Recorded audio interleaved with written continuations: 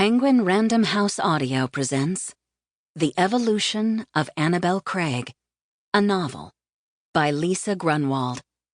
Read for you by Erin Bennett. In memory of 4 strong and glorious women, Beverly Grunwald, Donna Ash, Barb Berg, and Susan Camel. A certain light was beginning to dawn dimly within her, the light which, showing the way, forbids it. Kate Chopin, The Awakening, 1899. In the famous hell-hot summer of 1925, 3,000 people snaked their way through the muddle of my hometown. Men at makeshift stands on the streets hawked lemonade, wrinkled hot dogs, watch fobs, Bibles, pamphlets, and palm leaf fans. Hand-painted signs saying, "Read your Bible," were nailed to buildings, fence posts, and privy doors. Total strangers called each other infidels and atheists, zealots and fools. Until that summer, I had never questioned a miracle, witnessed a gunfight, or seen a dead body. I had never met an agnostic, a scientist, or a Jew. I had thought I knew exactly what I wanted and what I didn't.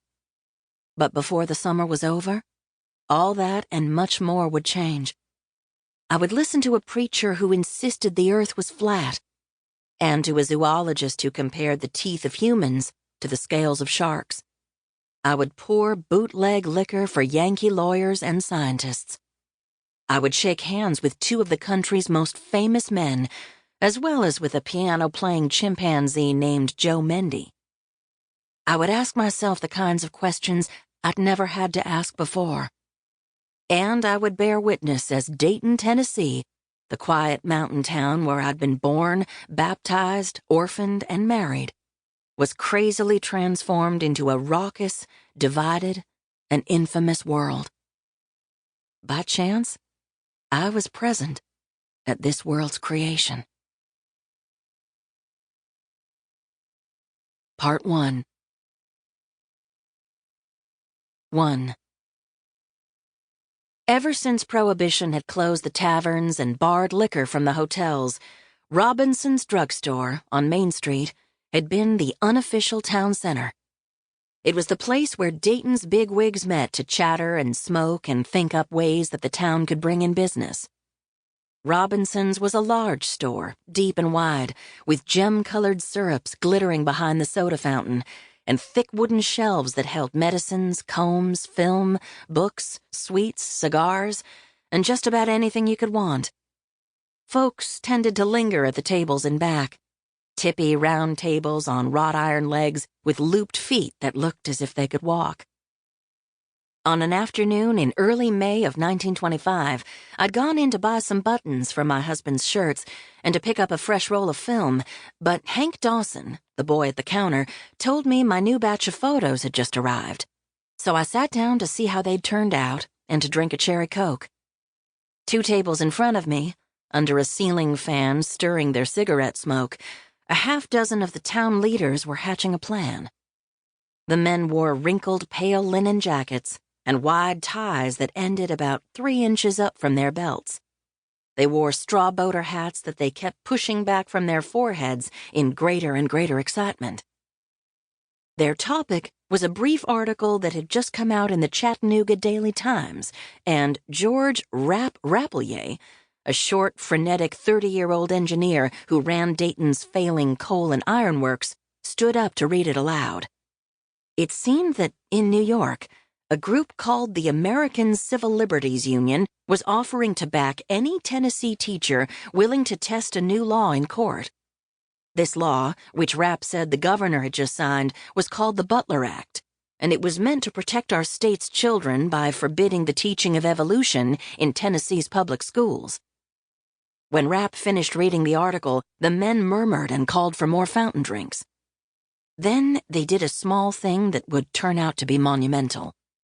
They sent Hank to find John Scopes, the coach of the high school football team.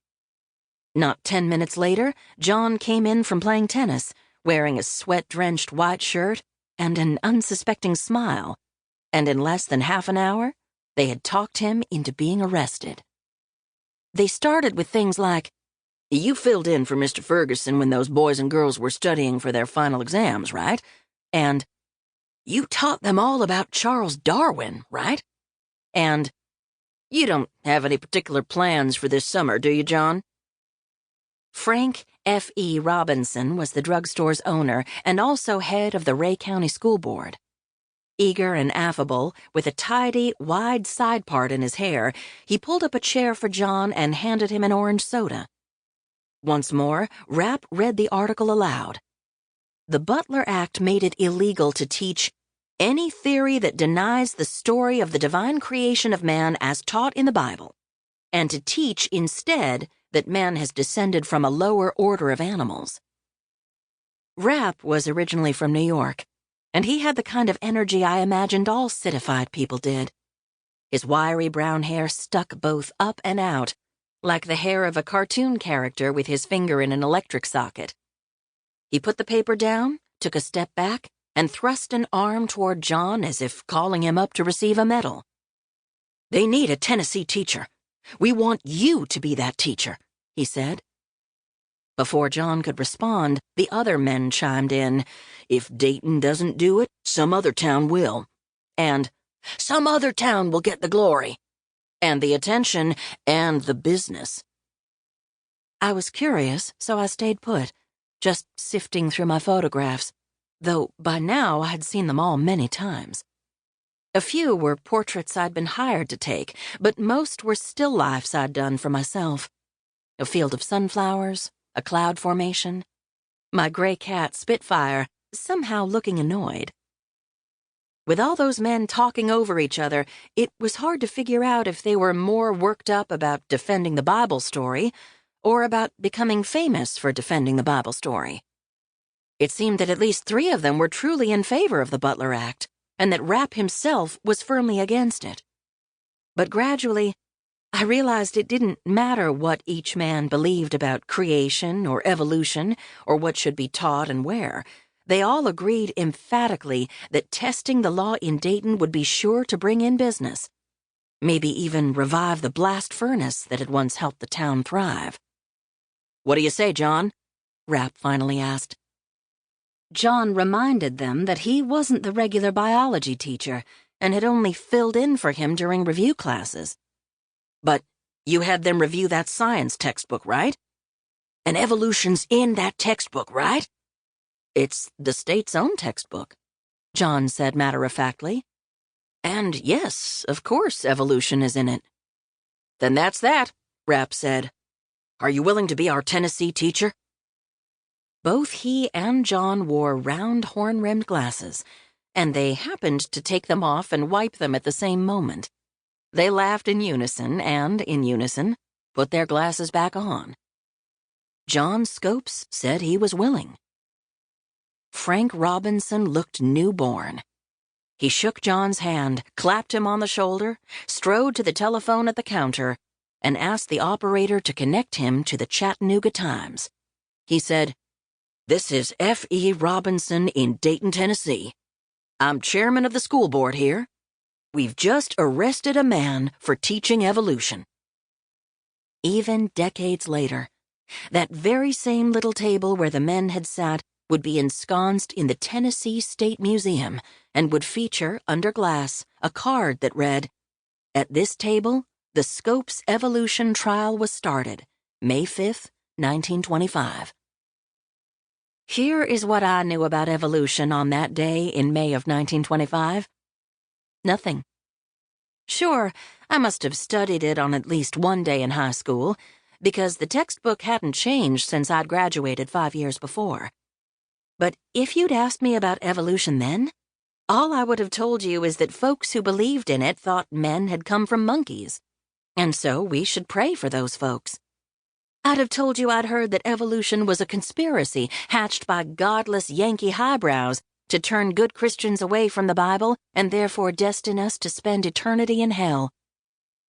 What I didn't know about evolution was anything close to the reasoning or the facts behind the science. And I didn't know that when Sample complete. Ready to continue?